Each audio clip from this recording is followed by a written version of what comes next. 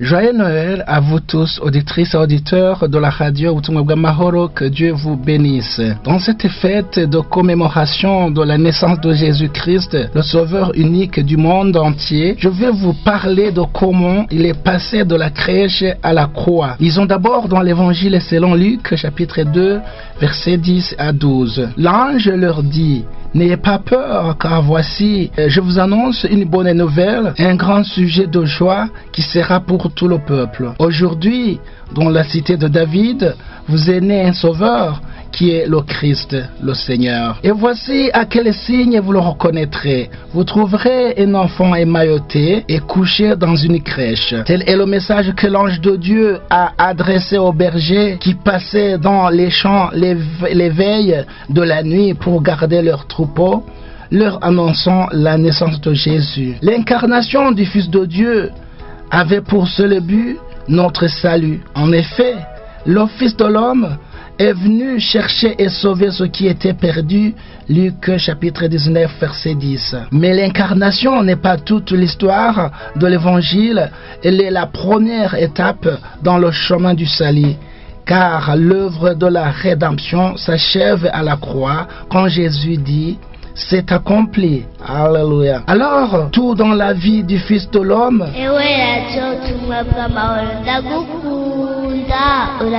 entre son incarnation et la crucifixion est sujet d'étonnement et d'émerveillement. Après l'avoir émailloté, Marie couche son fils premier-né dans une crèche. C'est ainsi que Dieu visite la terre dans la personne d'un bébé sans défense, né dans une étable. Le Créateur de l'univers entre dans l'histoire humaine non comme un vaillant conquérant militaire, mais comme un petit enfant. Les premiers à contempler la gloire du Seigneur sont des bergers, des hommes pauvres et méprisés. Voici ce qui est étonnant, un signe d'humilité sans précédent. Jésus commence sa vie non à Jérusalem, la capitale, mais à Bethléem, une petite ville de Juda. Il la poursuit jusqu'à 30 ans à Nazareth, une ville méprisée. Il achève 3 ans et demi plus tard à Jérusalem, la ville orgueilleuse qui tue les prophètes et qui lapide ceux qui lui sont envoyés. Luc chapitre 13, verset 34. Frères et sœurs, durant toute sa carrière terrestre, Jésus vit dans la pauvreté. Il n'a pas de maison pour se reposer. Des femmes poursuivaient, des femmes pourvoient à son entretien. Il doit emprunter une barque pour parler aux foules et un anneau pour entrer à Jérusalem, etc. Dans la deuxième épître de Paul aux Corinthiens, chapitre 8, verset 9, nous lisons: car vous connaissez la grâce de notre Seigneur Jésus-Christ, qui pour vous s'est fait pauvre, de riche qu'il était, afin que par sa pauvreté vous fussiez enrichis. Chers frères et sœurs, après avoir accompli l'œuvre du Père, le Seigneur Jésus-Christ est sorti de ce monde, crucifié entre deux brigands. Les derniers à accompagner le Seigneur Jésus sont deux riches notables, Joseph d'Arimathée et Nicodème. Ils enroulent le corps de Jésus dans un drap dans l'impur et le déposent dans un sépulcre neuf, afin que l'écriture dans le livre du prophète Ésaïe chapitre 53 verset 9 s'accomplisse.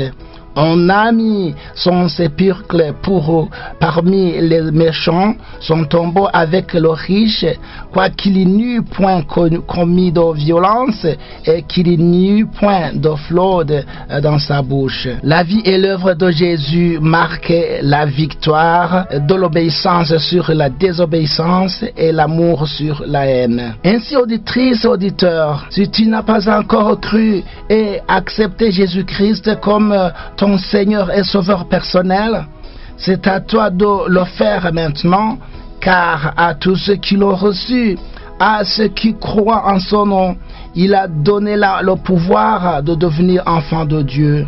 Jean chapitre 1er, verset 12. Mais celui ou celle qui ne croit pas est déjà jugé parce qu'il n'a pas cru au nom du Fils unique de Dieu. Et son jugement, c'est que la lumière étant venue dans le monde, les hommes ont préféré les ténèbres à la lumière parce que leurs œuvres étaient mauvaises. Jean chapitre 3 verset 18 à 19. Change de comportement et reçois le salut par grâce au nom de notre Seigneur et Sauveur Jésus-Christ.